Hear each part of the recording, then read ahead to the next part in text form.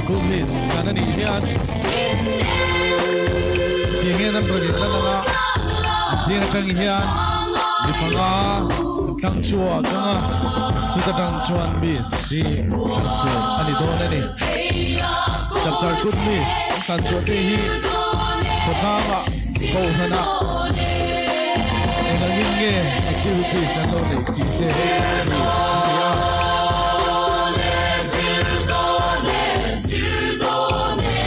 po yan sutiang boksuan misi kan don ale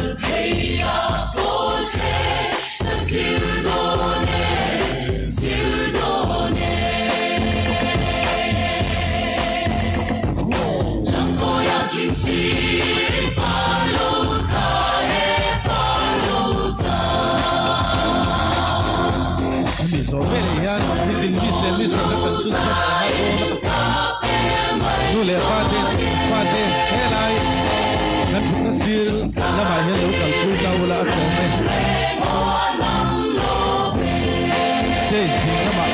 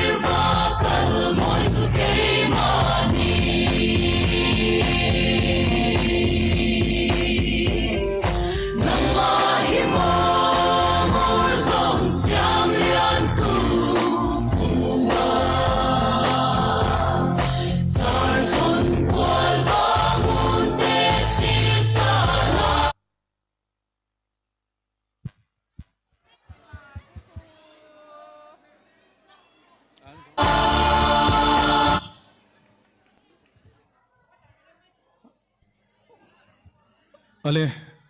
tikhan ani chu backstage lama lut le mai nga PPL am ten alo boy pui chun zo nga Little Miss le Mr. kanti vele don le helama hian local khom le ru le Little Miss le Mr. tel tu angi bazar te anni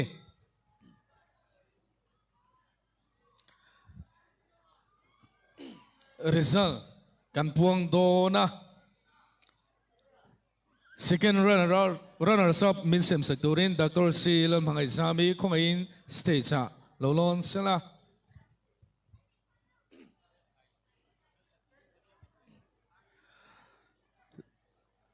Chapchar code Sani Somhile Paruk Lawngtlai Miss Chapchar code second runner up to Longper South nula Linda Zone moi ani Kongain Dr. C.Lalremruatu memento le Kas press kamin sam sagla sila Dichuan sas le crown hi nikum lama Chapchar kuda kan runners up vela leng zualin minan sakbok don ani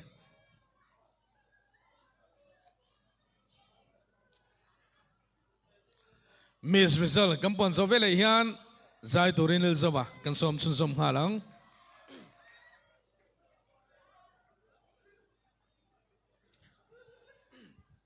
memento le Kaspres minan sakturin Dr. C.Lalremruatu lo somangu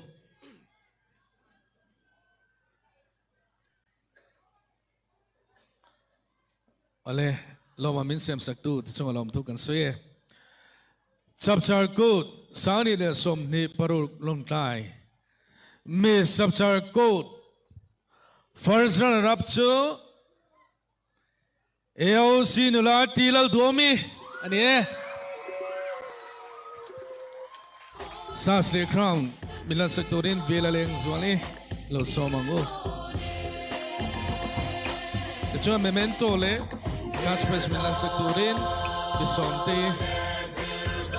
som sunzum ngalang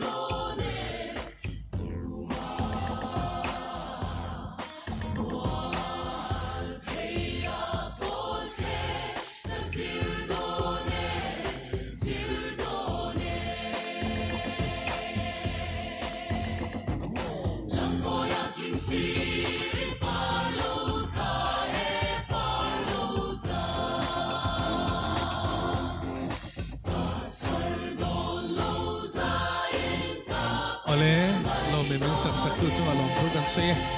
first runner up le second runner up kau ai takin hantol hung do le kula tujuan mi pathum bangkha malama rampen so be thungula atrome first runner up le second runner up ka mi pathum la bang te kham malama rampen so kula tujuan mi Chapchar ko result kampuang don ani Chapchar good mi si pongpui photographer te min phan saktrina ani hian mi san phan zone hulama po hian photo shooting te ani pui train ani mi Chapchar good sang ni le som ni le paruk chu Lawngtlai 3 nula C.Lalremruatu ni C.Lalremruatu sasre kram milan sektorin vela leng zwali so mago nei song sirva kal moi su keimani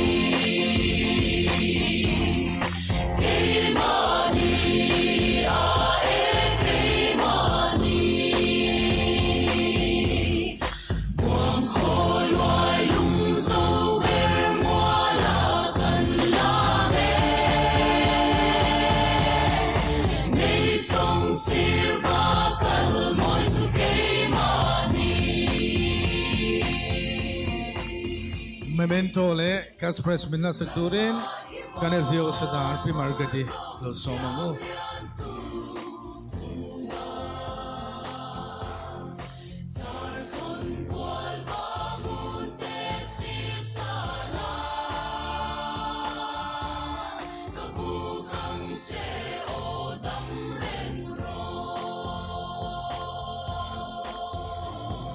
Ale Chapchar good miss result kan nei agam puang filta dikhan stage anin relo te an chu sananga 2 minute chuan tunge zai thurin kan somang le concern kan ran chodon ani